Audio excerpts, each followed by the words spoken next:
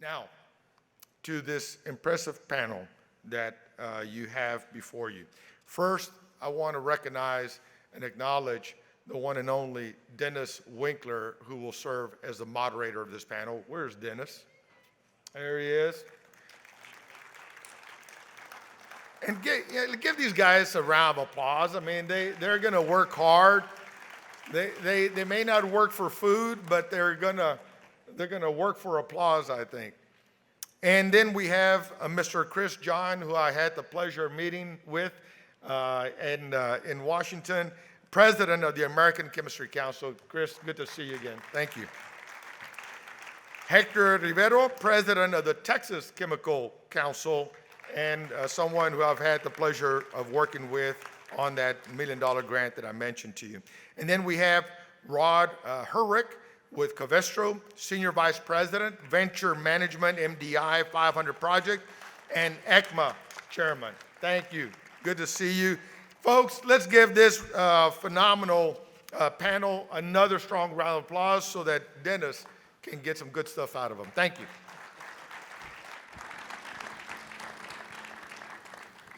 Commissioner, thank you so much. Appreciate that warm introduction.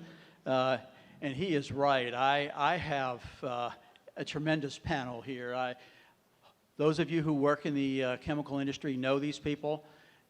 We have the leader of the National Association, American Chemistry Council. We have the leader of the State Association, Texas Chemical Council, and the leader of the local organization, East Harris County Manufacturers. I think I'm just going to ask questions and get out of the way and let them do their thing. So let me just officially say, I guess the Commissioner's already said, it's Jahn for ACC, Hector Rivero, TCC, Rod Herrick with EHCMA. So gentlemen, I'm going to tee it up by just simply saying this is the state of the chemicals. Chris, tell us a little bit about the national level. Okay, great. Thank you. Appreciate that. And maybe I'd start. I can't actually see him. Oh, there he is. So let me start first by thanking Commissioner Garcia for his leadership.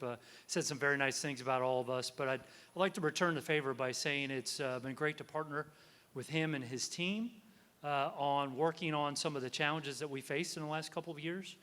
And, it just goes to show that when you want to solve a problem, public-private partnerships are a good way to get that done. And we've appreciated your leadership, sir.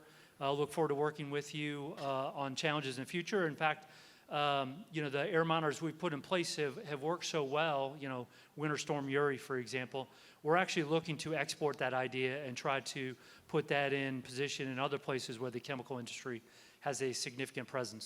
So thank you. Appreciate that. From a national level, the chemical industry, I'm going to hit a few key points here. One, right now, the industry is doing very well on a national basis economically. I think we've got a slide that we can share in terms of the impact of the industry across the country. So look, it's a $500 billion industry. We employ 500,000 people. One of the, I think the most interesting things on that slide is in terms of the wages that our workers earn. So it varies from state to state, but here in Texas, for example, workers in Texas make 46% more in the chemical industry than they do for the average manufacturing job. So not only is it a great industry to work in, you can make a very decent wage working in it as well. So the industry is doing well on a national basis, but facing a lot of challenges from supply chains that we all hear about, and I'm sure you've heard about here today. But some of the challenges we face going forward are, for example, policy issues, trade issues. Our industry has a $30 billion trade surplus on a global basis, but some of these supply chain issues and some of the policies, quite honestly, that are being considered in Washington, D.C. these days are challenging.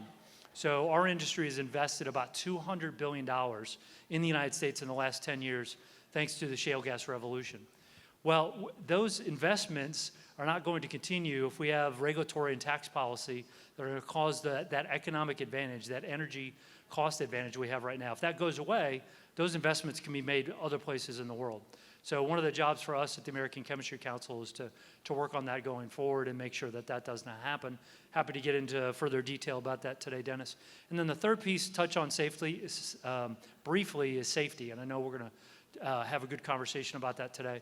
But we at the American Chemistry Council, our flagship program is our Responsible Care program. And we've just gone through a strategic review of that, and we've got some details on that I'll be happy to share later, but we are diving into making sure that our industry takes care of business, so to speak, and operates as safely as it possibly can in all the communities in which we are have facilities. So again, thank you all for being here, and look forward to the conversation. Hector, state level? Sure, and again, great to be with you all again. I too want to echo Chris's remarks, and Commissioner Garcia, thank you for your willingness to work with us. I'm sorry it took a bad event to force us to get together and to realize that there's opportunities for education both ways, and appreciate the engagement that we've had. We also appreciate the engagement that and support that we get from all of our local elected officials, our state elected officials, but our other stakeholders, our chambers of commerce and organizations like the Economic Alliance, Houston Port Region. Texas, you know, in Texas, Chris talked about the national level. We've had an incredible run over the last 10, 11 years. Since 2010, we've seen over 90 projects with an estimated total of over $70 billion of new investment. This is all coming from the shale economy. The availability of affordable natural gas has been a game changer to create investment and jobs here in our state, and our industry has delivered big time. We are a major economic engine for the state of Texas, and y'all all know personally the economic stimulus that we provide to the communities where we operate. This past couple of years with the pandemic has certainly had a hit on industry, as you know.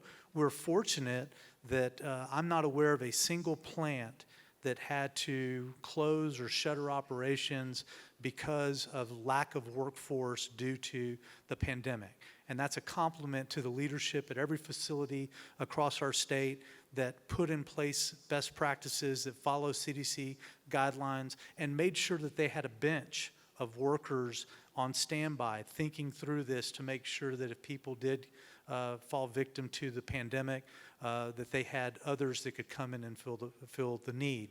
And right now, as we're realizing that cars are sitting idly in parking lots waiting for a chip before they can be sold, and we're seeing all of the other products globally that are not making it to our tables and to our closets and to our shelves, we recognize how vital the chemical industry is to make sure we have the materials that go into the thousands of products we need. So the pandemic's been a challenge. We started a legislative session with the pandemic, and then we had this little thing called Uri, right? Winter Storm Uri that descended upon Texas. And, you know, people in the Northeast don't understand it because, you know, they've got big snow plows. I had a neighbor with a dustpan trying to clear her sidewalk from snow, and that's just how ill-prepared we are in this state for it. But again, our industry delivered. We got a call from the governor on February 15th, the day after Uri hit, asking us to shut down every facility and shed load. And our industry delivered without an executive order. All of our plants responded and helped contribute to make sure that we were prioritizing energy. That instance had a detrimental impact for many facilities across the state. The damage created by a quick shutdown is certainly not favorable. And our companies made that decision because they knew it was important, but it certainly didn't come without an expense. And some facilities were down 5, 6, 7, 8 weeks to recover. And so we've had a bad run here between the pandemic and Winter Storm Uri, but again, we're very resilient, a well-prepared industry, and we're back up on our feet. And so looking forward to the conversation. Rod, let's talk local. I guess I'll talk a little bit local and shed a little bit on what we're doing with EHCMA, and as well as from a COVESTRO standpoint. That applies to all of our industry partners here. And Commissioner Garcia, I really appreciate the partnership that we've developed just this particular year here, and actually getting that back to where it used to be on it. So I appreciate what you've done in supporting industry, and continue looking forward to working with you as we move forward through all of our challenges and issues, and hopefully we'll make this world a brighter place for all of us here in Harris County. So thank you for all that you've done as well on it. So I guess I look at it as the EHCMA chair for 2021, and then I also look at it as being in industry for over 35 years, and 10 years I served as the plant manager out here at COVESTRO out in Chambers County in Baytown. And the one thing about COVESTRO, we pride ourselves in safety and also sustainability. And just like a lot of our industry partners, a lot of what we've heard today, you know, we think about what's on the horizon. And when you think about becoming fully circular, the one thing we say at COVESTRO, just like a lot of the industry partners here, we talk about being leaders in this circular economy. And when you look at, like COVESTRO, we think about a lot of the materials that we make. You think about some of the polyurethane, spray foam insulation, or appliance insulation to save our natural resources for our children's children. We think about renewables, think about car batteries, recharging stations and such. And then a lot of the discussions that's going on over in DC about our infrastructure. Think about some of the bridges. I just think about the Hartman Bridge here as we come over across the bridge there, and we think about, we don't get a lot of money. It takes a lot of discussions to get money, but the one thing about it is that when we get money, we want to make sure we have systems that'll last for multiple decades. And that's some of the paint systems that COVESTRO provides, just like a lot of our industry partners. But when you start looking about what exactly does that mean, well, when we look at how we're going to use our raw materials, how we're going to use our finished products and actually get more than just one use out of them and do it in a sustainable way. So that means that a lot of us, we have to look at change. And that change might be from a standpoint of looking at alternative raw materials. I may be looking at what we heard today about advanced recycling and even renewable energies. But the one key about that is that none of us can do that alone. We got to do that together. And that means one of my favorite words, everyone says I always have a bunch of C words, and I talk about consistency and collaboration, in this case, collaboration.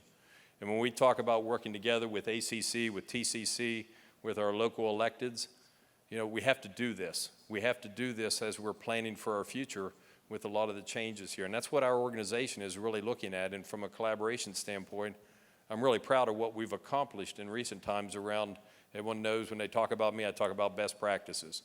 That it's a shame that if we have an incident in one industry that we haven't shared it with others. And we got to make sure that we share our best practices. And I remember Mayor Mouton, when we had our local mayor's meeting there, we brought up about Winter Storm Uri and said, is there anything that we can help with from an industry standpoint? And Mayor Capetillo, he knows I'm a West Virginia grad, so he knows that I come from up north, and maybe there's some best practices in looking at potable water that froze and impacted a lot of our industry. And he said, is it possible for the Big Four? Now, if you're from Baytown, you know who the Big Four is, and it ends up, we talk about CP Chem, ExxonMobil, Enterprise, and COVESTRO, and said, can we all work together and get some of your experts to come over and look at my municipality? Because maybe there's something that we can learn from each other. And that's the part about collaboration, about all of us working together, that is really important for what we do as we go through these changes. Because the first part was the network. We ended up, we learned from each other, and we got to know who we are. And then here coming up in the next month, next couple of months, we're gonna have a second discussion in preparation for the winter. So maybe we don't have everything right at this time, but I'll tell you folks, it's a journey. And we need to continually work together, because we're going to learn things that didn't go so well. We're going to learn some things that went really well, but we're going to share them both across our member companies, whether they're small, medium, and large. And that's part of the change that we're going to go through as we see the world change and make it a brighter place. So I'll turn it back over to you, Dennis. Rod, thank you. I didn't hear a lot of talk about the pandemic. But I do know, Hector, that you've talked a lot about the pandemic, so I want to ask a simple question. I'll throw it to you first, but again, Chris and Rod, if y'all want to join in on this one.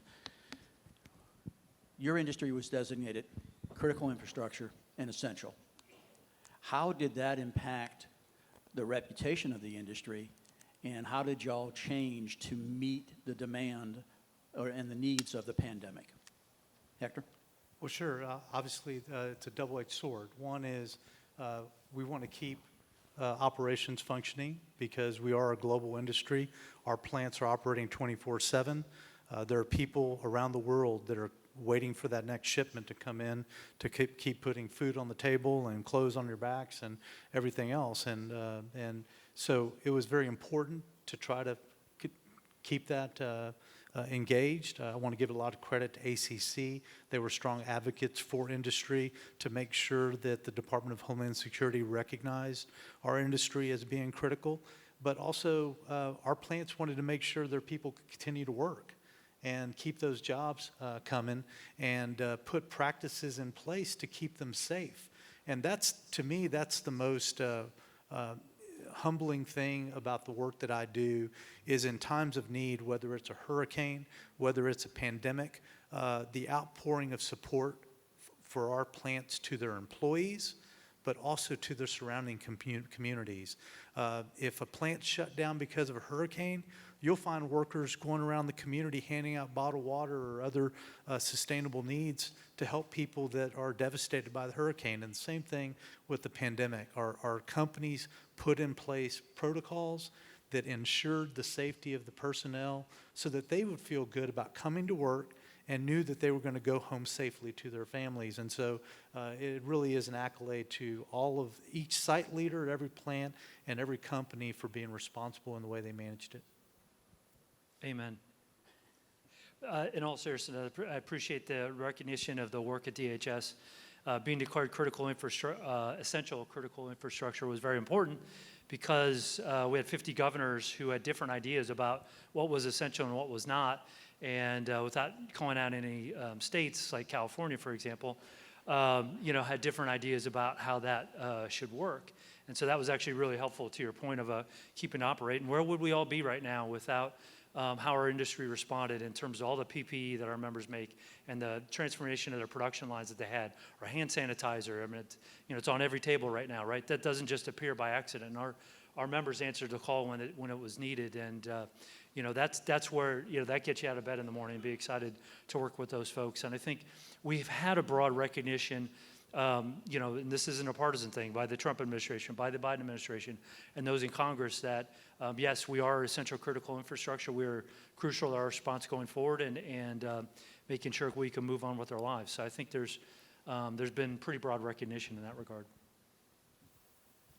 Rod, you're going to pass on this one. I'm going to ask a more specific question. Chris, you said hand sanitizer, and I think we all knew that we saw our member companies change processes to do that. But what are some of the other, beyond PPE and hand sanitizer, what are some of the other things that we were providing to the medical community and to the first responders that came from your member companies? Yeah, so if you look at everything in the medical space, again, to all the response to COVID here, a lot of that is plastic.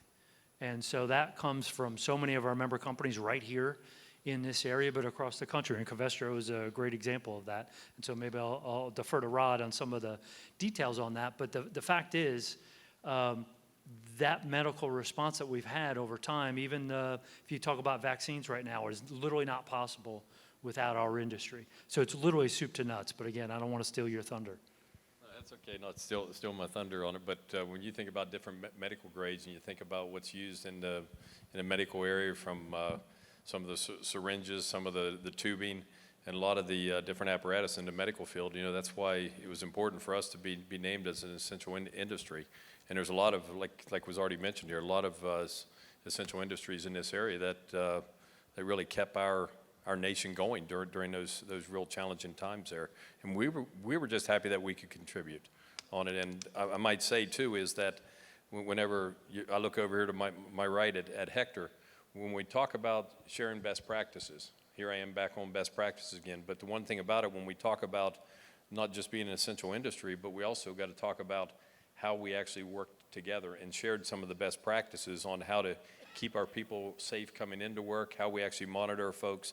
There's a lot of different best practices that were shared across the industry like never before. And that's something that we'll never go back from, because we learned a lot about sharing best practices over the past couple of years through our TCC leadership as well as our local leadership, and just have it going up and down the channel. And that really made us available to actually produce some of these basic infrastructures, or I should say critical infrastructures for our industry. Let me drill down just a little bit further to something Chris said. without the products made by our industry, think of the exposure to all the frontline workers working the hospitals, the testing facilities. You couldn't have a protected environment without the PPE, the face shields, the coveralls, the gloves. Think about where we could have been in this pandemic without the innovations of chemistry to develop these type of protective apparels to keep doctors and nurses that are exposed to thousands of COVID patients. And if they would have gone down, who's gonna be the backfill? So I think, really and truly, we're fortunate, and we take for granted the innovations of chemistry and what it has done to help manage the pandemic. I know we all feel like we're over it, right?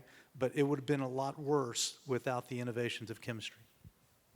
And I'll say one thing on that front there, and I'll close with it as well, from a standpoint of, I got a couple daughters that are both nurses, and it gets real personal on it when you see one of them working on the front line, and you see her all masked up, and we still got those photos there, and masking up, and then you think about, I think about personally from a COVESTRO standpoint on some of the materials that we actually made to keep her safe on it. So it gets real personal for you too whenever you see that about what we've done in our industry to protect our healthcare workers that had in turn protected a lot of people between life and death situations. Well, thank you. I'm going to pivot just a bit here and go with a maybe tougher question. Our industry is not always looked at as being a progressive industry. Yet we're a high-tech industry, but maybe we don't work as well. But then I hear Commissioner Adrian Garcia come up here and say, thank you for partnering with us. And then, Chris, earlier, some of the people were talking about the Alliance to End Plastic Waste. And in fact, ACC was given credit for initiating that. How do you use those type of outreaches to change the reputation of the industry as being an industry that really does have those private partnerships? That's a really good question, Dennis. I appreciate that. I think when you look at any industry's reputation, but the chemical industry in particular, we need to think about the actions we take. This is about deeds, not words. This is not about spin. This is about what you do, and it's about how you do it. And so in the example on plastic waste and the Alliance to End Plastic Waste, that started with 5 ACC member companies who said, look, bottom line, plastic waste doesn't belong in the environment. That's it. End of story. And so how do we do that? How do we achieve that? And so I don't want to recover any ground that's been already covered today, but this is a private initiative where the government didn't tell anybody to do anything, but they went out, member companies went out and raised $1.5 billion that's going to be spent over the next 5 years to address this issue, both in North America, Europe, and in Asia and Africa as well. So that's, I think those are, 2 examples. The partnership here in Harris County, that's another one. We're looking at different areas where we can make a difference and be solutions providers to some of the world's biggest challenges. If we keep doing that, our reputation is going to take care of itself. Anybody else want to jump in on that one? Well, I'll just add that, clearly, there are some that try to paint us as simply polluters, don't want to talk about the innovations of industry. And, I joke around with folks and tell them that if we saw Bluebell ice cream trucks coming out of all of our plants, everybody driving down 225 would get it and say, keep making that Bluebell ice cream. The reality is most people don't know the incredible products that are coming out of those plants, and they don't know that they make their quality of life better. They save lives, they protect our law enforcement, our soldiers. Every aspect of our life are touched by the thousands of products made by industry. Our industry doesn't do a very good job of selling that. And so, maybe we ought to start having Bluebell ice cream trucks leaving the plants and everybody get it. But the reality is, in all sincerity, our image is further tarnished by the incidents that have occurred over the last few years that are just, unacceptable, and they matter to every single member of the Texas Chemical Council. We are passionately working, following the investigations, trying to learn, as Rod said, gather best practices, because we want to share those best practices and learn from those accidents, whether it's mechanical failure or human error or some other process safety lacking. We want to make sure that we can help make industry safer, and we have to prove, and we owe it to our communities and to our employees that we run safe operations, and the things that we say coming out of our mouths are the things that we're doing and running our plants, so that every single person that works at a plant can go home safely to their families every single night.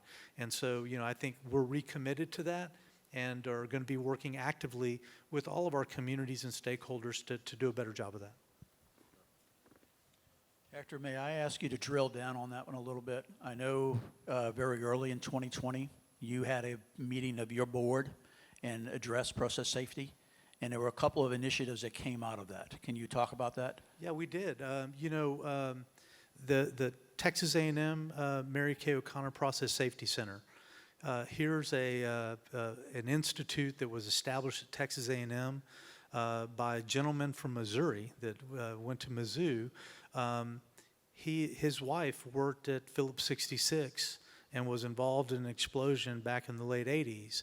And he took some of the money that he got from the settlement there, and he wanted to start and emphasize process safety. And they initiated an incredible program.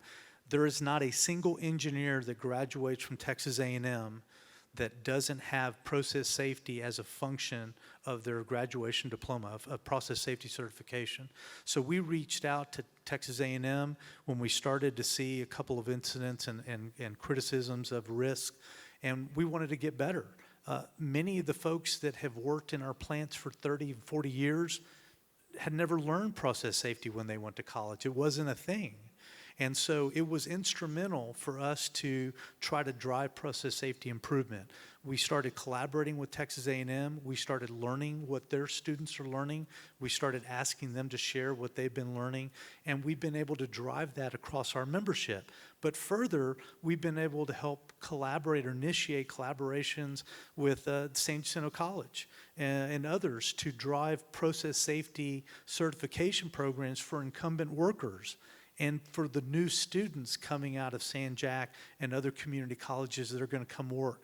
Because every single person that understands and appreciates process safety is going to be a safer employee at our plants, and they're going to help prevent incidents from taking place. And so, that's the thing we try to grab onto. When we see an opportunity to help industry get better, we want to leverage that. We want to drive it. And thanks to the incredible leadership of my board of directors and our membership and our technical committees, it's a rallying cry, and we're able to get things accomplished. That's fantastic, Hector. If I could jump in on there and just build on that from the national perspective. Same time, we started and I mentioned it briefly, a top-to-bottom review of responsible care. And we identified a variety of areas where we can improve the program, enhance the offering to our members. And one of the things we do is that we have internal benchmarks with our members. And what we've done now is we've identified a goal over the next 3 years to reduce our Tier 1 process safety incidents by 20%. And what we're going to do is, as we identify folks who are struggling to get there, we're actually, to your point, providing them resources. It's not just, hey, you guys got to get better, but let's provide additional resources, particularly, this isn't always true, but particularly to our smaller members who perhaps need more help and need more resources in that regard, and help them achieve a higher level of performance over time. And as part of that, we're looking at our process safety code, we're looking at our product safety code, we're looking at our security code to how we can upgrade that and identify those opportunities for improvement going forward. So I think the watchword for responsible care for us is continuous improvement. And I think, again, as long as we continue to focus on that and getting better and better, then we'll continue to make progress. And I salute your leadership here in Texas on that regard. So I'll say something a little bit on a local standpoint here, is that I sit on the TCC board of directors as well, and even a few years ago, when everyone says I'm so old that I'm the local historian anymore, but I remember when you think about a lot of the incidents that we had, you think about occupational safety. Those are onesies and twosies. When you have a process safety incident, it's major league, and it can have a lot of casualties and such. And what we did in the TCC, we actually embarked upon putting a process safety subcommittee in place. And we have a lot of membership, a lot of folks from around this area, around the whole state of Texas that actually are real strong advocates for that process safety. And I always use this one acronym called HPE on it when you think about process safety, and it's called high potential events. And it actually drove us within COVESTRO to actually start looking at a product or a process called Safeguard. And I look at a lot of the components of it, and I see a lot of our industry partners here that really focus on that. And there's really 3 or 4 components when you look at that.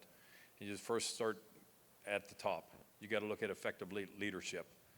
You got to have that proper safety culture on it, that people at the top, they got to make sure that they understand that process, and that safety culture has to be innate within that particular organization.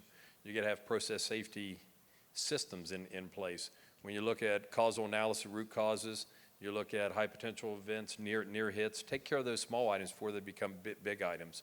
And that's what we do a lot in EHCMA too, is start sharing a lot of these best practices here. But last but not least, you got to have this piece called operational discipline.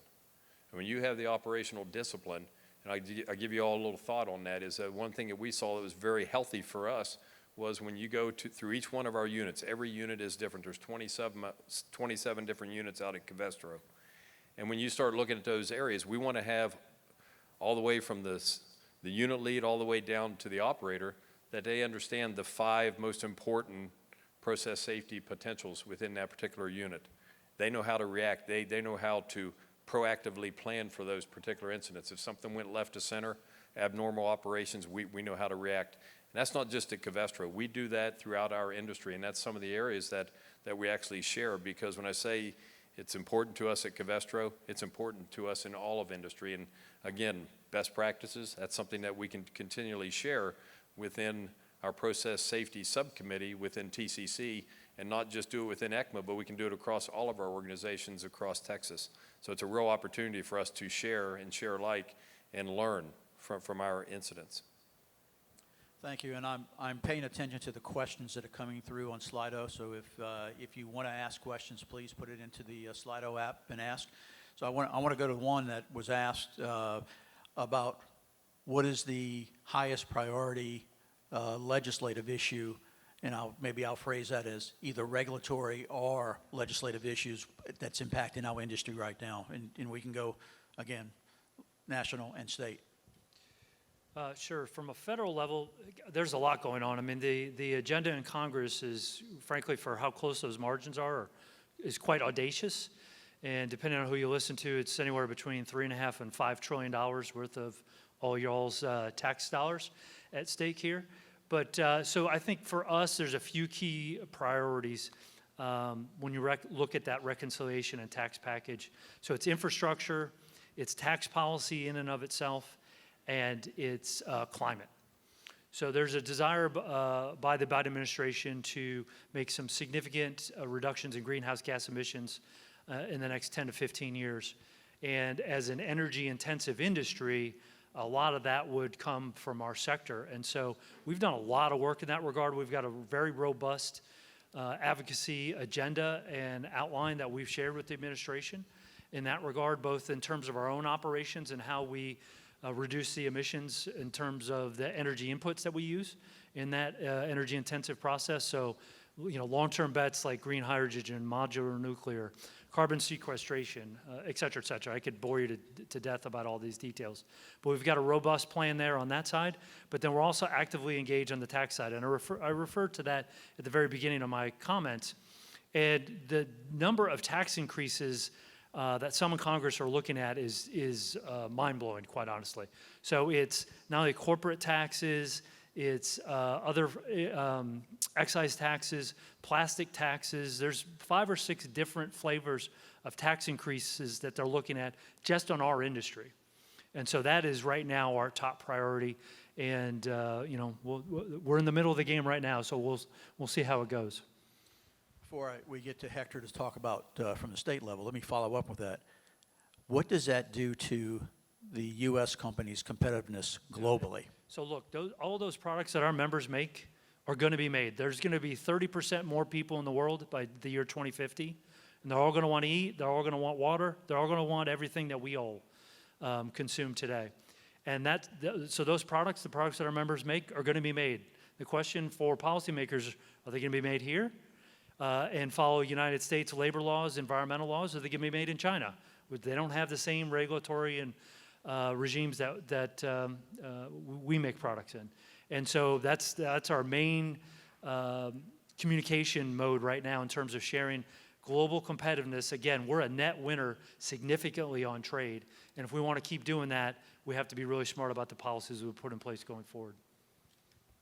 Hector, from the state level? Yeah, just to touch on one that I think is probably most critical since we are here with the Economic Alliance from an economic development perspective. Texas is very fortunate. We've got so many people trying to come to Texas, invest here, the jobs that are being created here. And oftentimes when things are good, our leaders tend to get a little complacent or not continue to nurture the success. And one of those things has transpired with regard to our state's tax policy. If you go back, how many folks here were working in industry back in the early 2000s? Raise your hand. Okay, well, those of y'all may remember there was not a lot of growth in this industry. In fact, most of the jobs were being created overseas. And that's because the price of natural gas was significantly higher here. We didn't have a shale economy, and Texas and the U.S. was not competitive. That one single factor, our feedstock, was an industry killer, and companies were just trying to stay flat here. Most of the growth was going overseas. Well, we are the fourth highest property tax state in the country, and the only thing that allows our industry to be competitive, when you're talking about capital-intensive projects that are $2, $3, $4 billion, even more in some cases, of investment that take years to build and hundreds of thousands of jobs associated with it, if you don't have competitive tax policy, you're going to lose that investment to other states that are more attractive, or to other countries that are more attractive. And we had an opportunity to extend probably the most critical tax incentive, which is Chapter 313 of the tax code. It's the Texas Economic Development Act that allows capital-intensive projects to negotiate with their school districts for a temporary freeze on property taxes so that the companies can actually build and get constructed, start to operate, mature their investments, and then be able to come on the rolls at full freight. This is a net gain for every school district that accepts these, but from political policy standpoint, the Texas Senate chose not to pass the bill. So that program is going to expire at the end of 2022. And the word has already gotten out. Other states are bragging about it, saying, Texas doesn't want you, come to us. Other countries are doing the same. And if we're not careful, we can lose the potential for future investment. So we really need to reestablish some type of a tax incentive in our state that helps level the playing field to be able to attract investment. And we're going to be working hard to do that in 2023. That's probably the single most important issue for our industry as far as a competitiveness standpoint. And I echo that as well as being one of the industries, but you think about just the who's who around the Houston Ship Channel here. When you look at the companies that are represented here and you look at the major investments that have come in the past 10 years since the shale gas discoveries, and think about what's in the future here. And companies have choices. And it's, as Hector said, it's not just state to state either. It's a lot of times between one country and another country. And that's exactly the competition that kind of levels some of the playing field with these 313 tax abatements and the like. Rod, let me follow up on that one with the question. We heard Chad Burke brag earlier, $70 billion investment, Is that coming to a screeching halt? Is it pandemic related? Or do we still see growth that's going to come to the Texas Gulf Coast?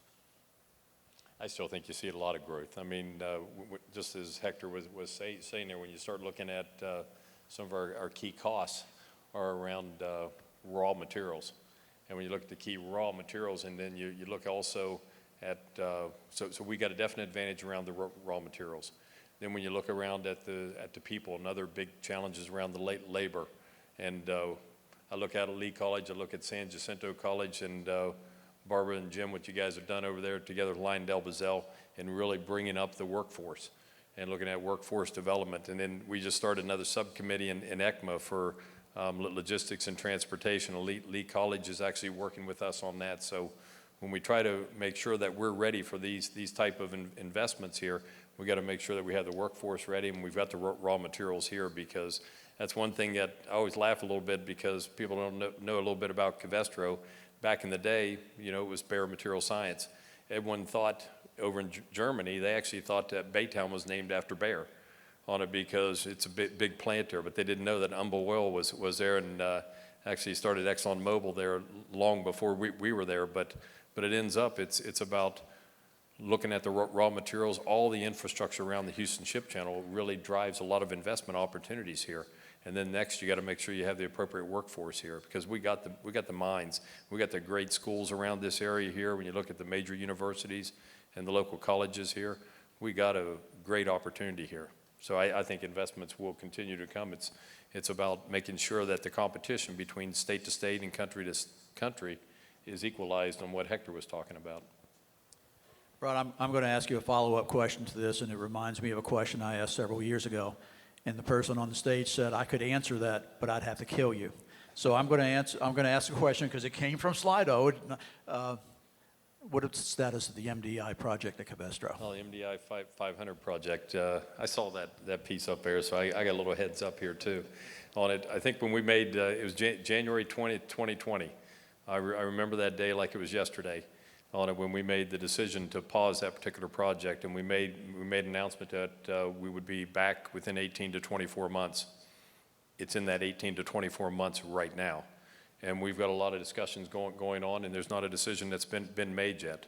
But MDI is core to COVESTRO, and I look forward to hearing what the board's going to decide on that. So there's no answer at this point. So to those students that we had here earlier today for breakfast, some of them have stayed throughout the day, and to ease the comfort of Dr. Hellier and Jim Griffin and Lee College as well, we're going to still need students to come into our industry, either through operations, maintenance, or engineering. Is that the clear message we're getting? So come to work for this industry? Oh, yes, most definitely. And that's one thing I'll say within EHCMA is that I think we heard some discussions around workforce development here. That's one of our real strategic pillars when you look at our new strategy within EHCMA, is we start thinking about our people and the community that we operate in. We've got to make sure that we have the people, whether it's for contractor trades like fitter welders, electricians, painters, insulators, engineers. We need all those different types of expertise here, and that's the beauty of this real mechanized area that we live in called Houston. On it, so there's a lot of opportunities for expansions. There's also folks that will be changing the guards, so that always opens up new opportunities. I also think about what I was saying at the beginning here when we talk about change in our industry. On it, when we talk about looking at climate change and is that going to impact our industry in this particular area here, we see a lot of opportunities here. I think we'll actually hear something in the next speaker from Eric Oswald from ExxonMobil when we talk about carbon capture and storage on it. So it's going to be an opportunity for this whole industry to potentially redefine ourselves. But it's also, we've got our core base raw materials and technologies here that will really guide us into the future, in my opinion. One just thing to add to Rod, you cannot solve the problems of climate change or sustainability without the business of chemistry. That's my line. Oh, sorry. Yeah. Sorry, I'm going to shut up. No, it's Texas Chemical Council and American Chemical. But you can't. You definitely can't. Well, I will say B.J. Hebert nailed that one this morning. Yeah. He basically gave the same message. So Good job. we are aligned. I have two more questions that I want to get to, and if anything else pops up, but there is one on the screen now, and I'm going to read that question, but I'm going to ask that one at the end. This is a question that addresses the heart of what some of us have been talking about. I know, Rod, you have your group, Mary Jane Mudd, leading it for strategic planning. Hector, I know you're going through the same process. Chris, at ACC, I think you guys do this monthly. Go through strategic planning. Things change that quickly. But what are we as industry, again, at the national, state, and local levels, doing to raise or improve the profile of industry and the chemical products we make? And there was one earlier that said, can you talk about how much your products touch, the community? And again, Hector, I know that's very dear to your heart as well. Bluebell ice cream. Yeah, Bluebell ice cream is one of the examples, and that's why my waistline is where it is. But this message up there now says, are you using social media, using TikTok, things like that? So I'm gonna let y'all think about that while I ask the boring question, and we'll come back to that one. You talk about workforce, you talk about this industry moving forward. Can you tell us, through your associations, what are your members doing to address diversity, equity, and inclusion in our industry? So this is an important topic, and last June we had a board meeting, and it was literally about a week or so after George Floyd's murder. And we had a discussion about what's our role as an organization, as an industry, and what should we be doing going forward. And it quickly got to the conversation of our workforce and the fact that when you look at the STEM disciplines in colleges, less than 20% of those students are students of color. And so when you look at trying to get more folks into the door who eventually go into the C-suite, what we did is we came up with what we call our classroom to boardroom strategy to this issue. And so what we've done, and we turned this around in about 6 months. I'm very proud of our leadership and our members for doing this. So we created a program called FOSSI. It's the Future STEM Scholars Initiative. And we raised about $7 million, and we created 150 scholarships for college students to attend historically black colleges and universities and study STEM disciplines. And so we've launched that. We're now into the second year. We've started fundraising for that. And that's off to a great start. We're really excited about it. And then the second piece, which will hopefully be approved at our board meeting going forward and we'd launch next year, is we've launched some in-career programs for folks that are early on in their career, but are identified as high potential for movement upward in the corporate structure, as well as folks who are further along in their career and have been identified as C-suite potential. And so we've got some special networking training programs that we're designing for them to help them advance once we get them in the door and we help them advance the C-suite. So I think we've got, we recognize there's opportunity for improvement here, and we've got some very specific plans to do that, and we're really excited about it. Chris, as you mentioned that, I want to follow up. That's another bit of the partnership. When y'all sent those requests out, that was forwarded to Commissioner Garcia's office, and they forwarded it out to their constituency. So I hope we got some people from this area involved. Absolutely. We've had that conversation. So, yes, he was clear, though. We needed to have further discussion about that. Great.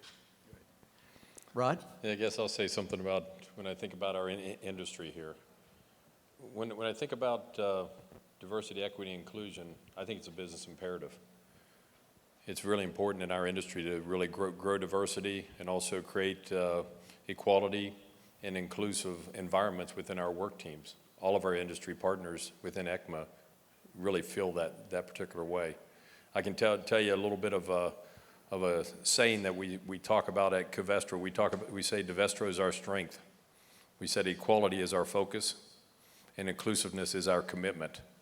Because I'll tell you a little bit about this whenever I think about we're in an industry that is white male dominated. And I think sometimes we got to be intentional in what we're looking at and how we cast a wider net to really grow our diverse workforce. Because when you grow a diverse workforce, I think innovation is very, very key. That we have these opportunities for people to really have different minds, different mindsets, different upbringings, different backgrounds. And that's what I think is really strong about the United States of America and why we have to compete on a local landscape. But the real key is how do we grow, how do we attract, how do we retain this diverse workforce? That's what's really key. But if we want to be innovators of tomorrow, we need that diverse workforce. And that's why COVESTRO is very, very strong in that area. and we advocate that, and just as a lot of our industry partners do, and it's key to our success in the future. Okay, I'm gonna wrap us up with, there's a question, excuse me, that's a statement. Oh, I guess it's a question. When will the ice cream trucks roll through? I think Hector's bringing those, right? With that one said, but let's go back to that question about why do people not know what products we help make, and what can we do about that? So maybe 30 seconds from each of you on that. You know, what are we gonna do? So this is probably not the answer that the person who asked the question is looking for, but I'd start with who's the audience we're trying to reach? Because if we're trying to reach all consumers, I'd suggest to you that there's not enough money in the world to do that. Or what's the saying? You'd have to spend enough money to burn a wet mule. So I'd argue that that's not what we're trying to do. What our perspective and our strategy is, one, do the right thing, and then two, we can publicize the fact that we're doing the right thing. And we're doing that through all the modern channels, but we're specifically trying to reach policymakers and people who influence policymakers, and that's our target. And I'll expand on that. I think that because we can't reach everyone, we need help. We need help from advocates like you. I'll give the example that we talked about earlier with Commissioner Garcia.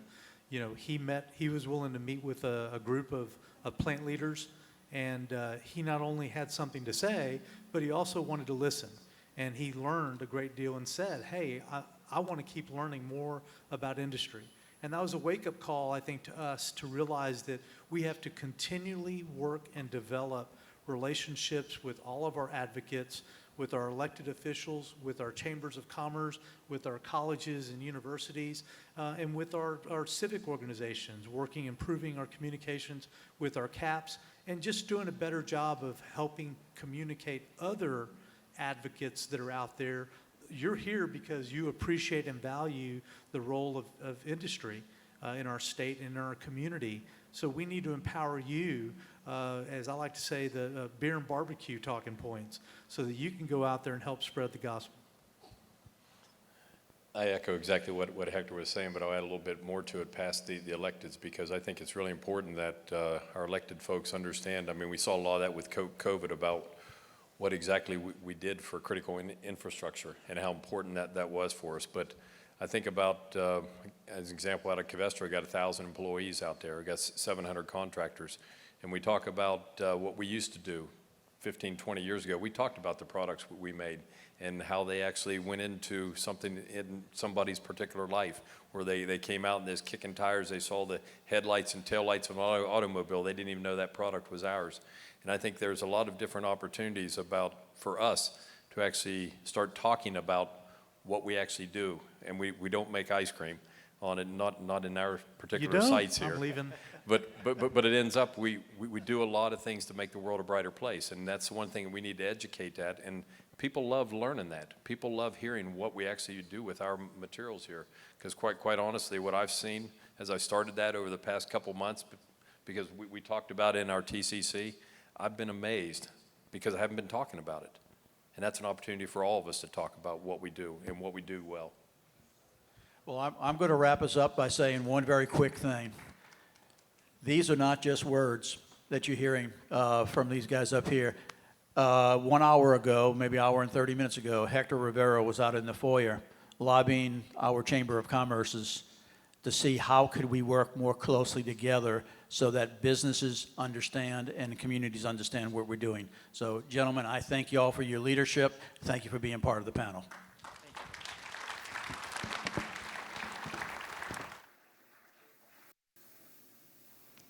Outstanding job, Dennis and Chris and Hector.